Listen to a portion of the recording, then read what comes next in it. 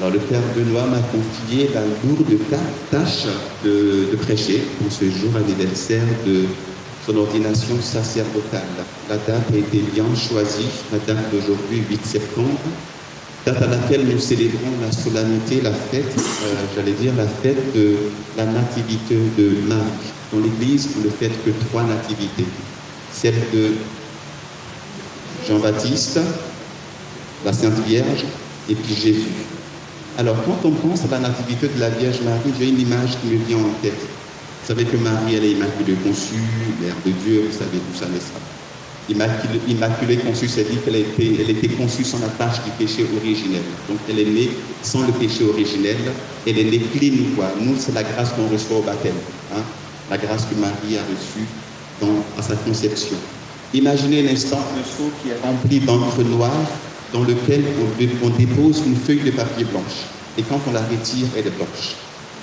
C'est pas naturel, c'est un miracle. C'est justement le cas de Marie.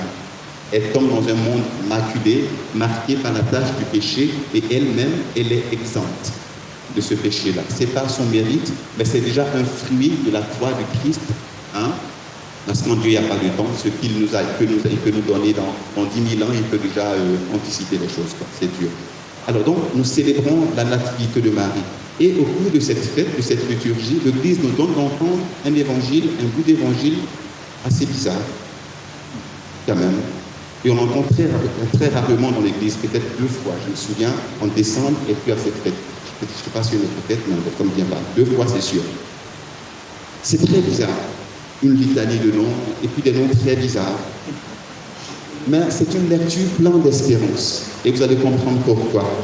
Je n'avais pas prévu prêcher sur ça, mais c'est venu, donc on va parler de ça, au risque d'être long. Si je touche mon thème, en fait, c'est « Soyons des amis de Jésus ». Mais ça rentre dans le thème. Alors, voici qu'on nous parle de la généalogie de Jésus, de l'origine de Jésus. C'est plein d'espérance. Pourquoi? Vous avez entendu des noms dans cette lecture tels que, par exemple, Jacob.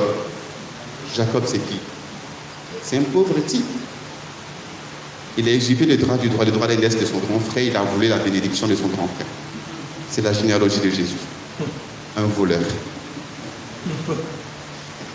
Et puis, ses enfants. Il avait 12 enfants, n'est-ce pas? Judas et ses frères, qui étaient jaloux de leur petit frère Joseph, parce qu'il avait des songes qu'il les racontait. Ils ont dit, ce gars-là, finissons avec ses songes. Qu'est-ce qu'ils ont fait? Ils avaient prévu de tuer, et puis finalement, ils ont renoncé à leur plan. Ils l'ont vendu comme esclave. Et puis, qu'est-ce qu'ils ont fait? Ces vêtements, ils ont mis dans du sang d'un animal. Et puis, ils ont menti à son père, qu'il est mort.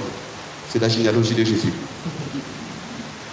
Judas, lui-même, et Tamar. Tamar, c'était la femme d'un de ses fils.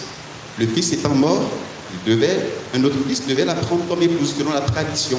Donc, Tamar a demandé, il a dit niette. Et puis un jour, il allait dans une ville, Tamar s'est déguisée en prostituée, le charlatan s'est précipité là. Et puis elle est tombée enceinte. C'est la généalogie de Jésus. C'est pas tout. Il y a David. Vous avez entendu le grand roi David et puis le grand roi Salomon, son fils. Ça, vous connaissez leur histoire? David était sur sa terrasse. Il y avait une belle femme qui prenait son bain. Il a vu, il a convoité, il n'a pas résisté. C'est qui celle-là? Amenez-la moi. Et puis elle est enceinte. Il apprend que c'est la femme d'Uri, un de ses soldats. Il fait venir Uri pour qu'il aille avec sa femme pour camoufler un peu la chose, quoi. Uri qui aime son roi, il doit la porte du roi pour le protéger. Ce qu'elle va gâter mon affaire. Il le fait tuer en le mettant en première ligne en guerre. Et puis il prend sa femme. Et puis Salomon va naître. C'est la généalogie de Jésus. C'est magnifique, n'est-ce pas? C'est consolant, n'est-ce pas? On n'est pas mieux que... Hein? On se ressemble un peu là.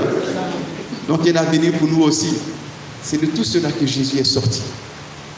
C'est un message pour nous dire. On dit il est venu pour sauver son peuple de son péché. Ok? Il est venu pour sauver toute sa généalogie. C'est de cette généalogie-là que Marie, hein, Joseph, et puis Marie, épouse de Joseph. Voilà.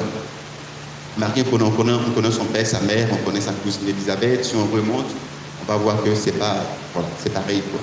En fait, l'histoire de Dieu avec son peuple, c'est l'histoire de Dieu avec des hommes, des pauvres êtres pécheurs que nous sommes, marqués, j'allais dire, affaiblir par le péché originel. Et Dieu nous aime.